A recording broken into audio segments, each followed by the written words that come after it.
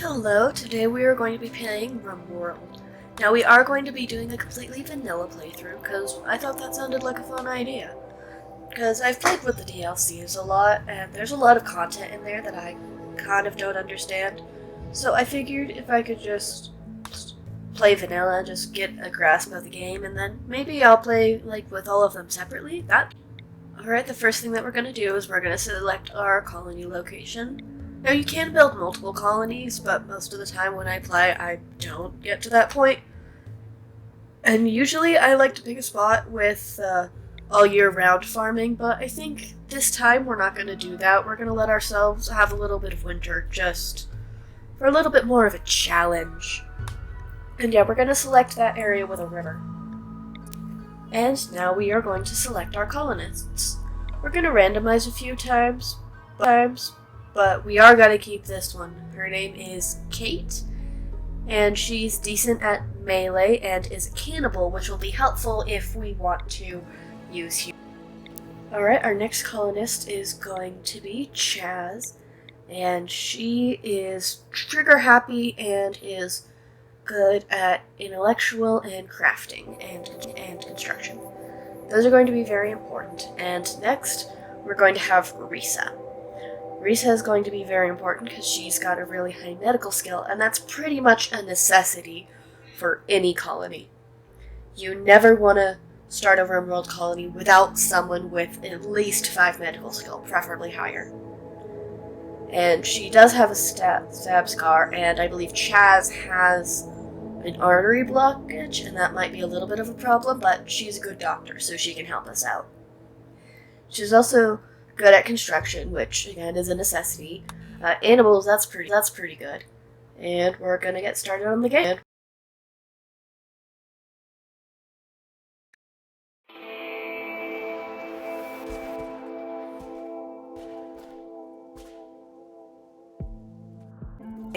Over the next couple of days, we built our base and prepared everything that we would need to survive on this harsh world.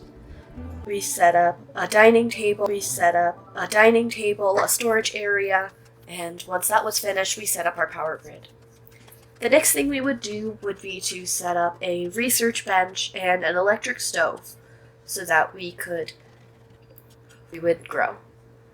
On the 10th, we received the opportunity to name our settlement. We named our faction the Delta Confederacy and the town Riverton. And then to finish things off, we built ourselves 2 windmills to power our electrical components, such as our lights and our stove. The next item on our agenda would be to grow some crops. Right now they're sowing cotton, and in the lower zone under the windmills they would be growing heel root. Except none of our colonists currently have the skill level needed to grow heel root. Risa is at plants level 4, and Kate and Chaz are not doing too hot either.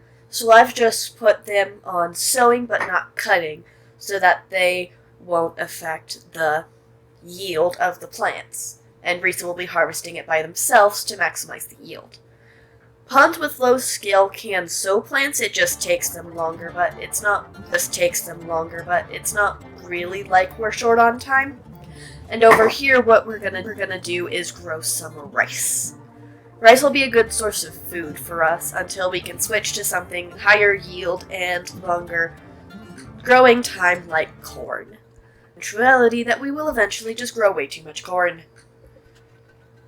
And naturally, we planted our crops too late and ran out of food, and so we decided to start hunting. And in the meantime, I decided to plan out our refrigerator. We're going to need a refrigerator because food will spoil, and we need somewhere to keep the food frozen. Yeah, now you can see here I'm debating where actually to put the fridge, and eventually I settled on just putting it right there. Now the expansion of the fridge/dining room building will eventually interfere with our current base setup, but that is, my friends, is a problem for later. And on the 2nd of August, we got our first raid from the Hatchets. And they're a pirate faction, and they were attacking immediately, so we all went out to go and get that. We defeated her without too much trouble, and we returned to our regularly scheduled activities. And then on the 3rd, we had our first rice harvest. Now this is very important because it means that we don't have to necessarily hunt anymore, and we probably won't be hunting for a little bit because we don't have pemmican researched. And we can just eat vegetarian without it causing too much issue,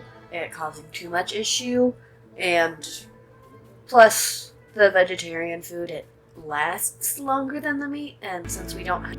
And a few days later, while we were working on finishing the fridge so that we can properly store our food and hopefully get a little bit of more meat in our diet, we had another raid, this time from the Bringo Confederation. And now it said that they were going to wait for a little bit and attack, and so we waited. And then when they eventually did attack, we were prepared. Everyone was all rested up and ready to go. And as you can see, since this was another single-person raid, it still wasn't too difficult. We had Kate go out and use the knife, while Chaz and Risa used guns. And the dog helped too. There is a dog, yes, I forgot about the dog. And yeah, there we go. We won and we successfully defended Riverton. And yeah, now we're all ready to go. We can continue surviving out here on the Rim. As Jogus started to come to a close, we decided to, as we were finishing working on our fridge, to expand that building into what would become a kitchen and a rec room. Rec room and dining room. I usually like to combine those two just because it increases the social recreation.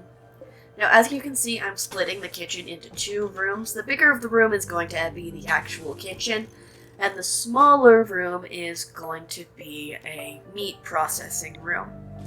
And from that meat processing room is going to come out into the barn, which we are going to build soon.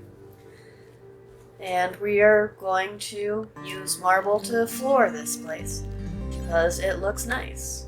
And it'll increase people's mood to live in a place that looks nice. We're putting in more marble, and we're not going to floor either of the kitchen rooms just yet, just because you should floor your meat processing with hay, and your kitchen with sterile tiles, which we don't really have yet.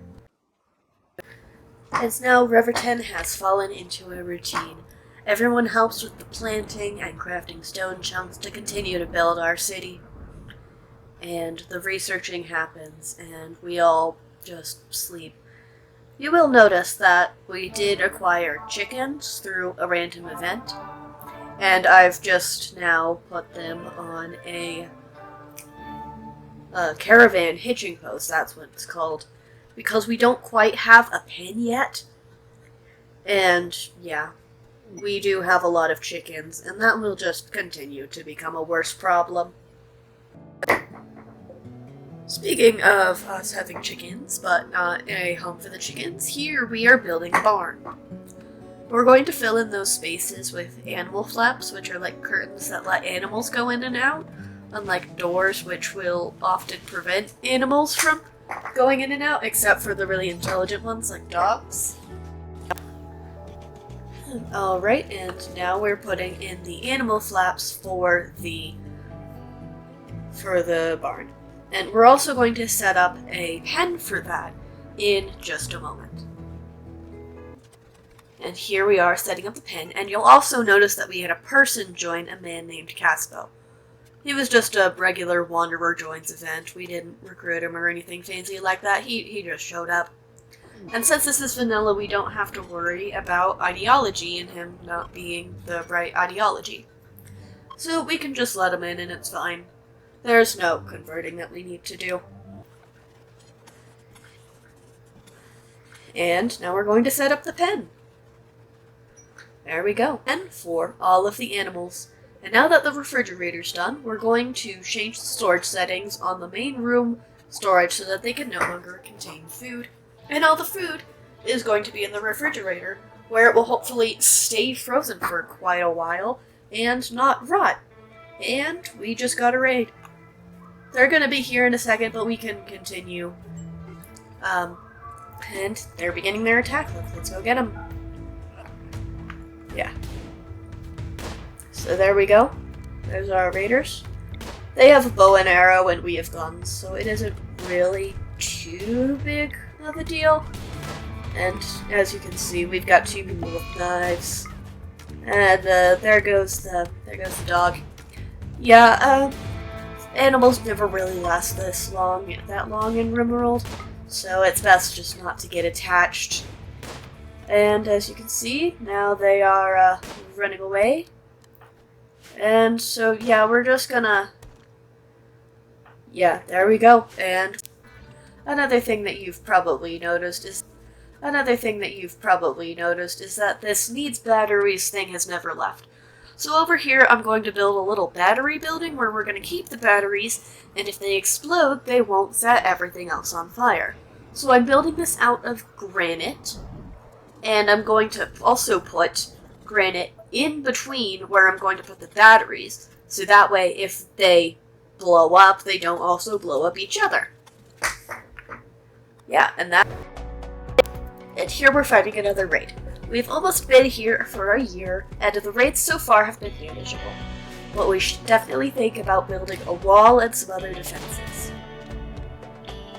As you're going to see in this fight, Kate and Capo, our 2 current melee fighters, are going to get pretty hurt.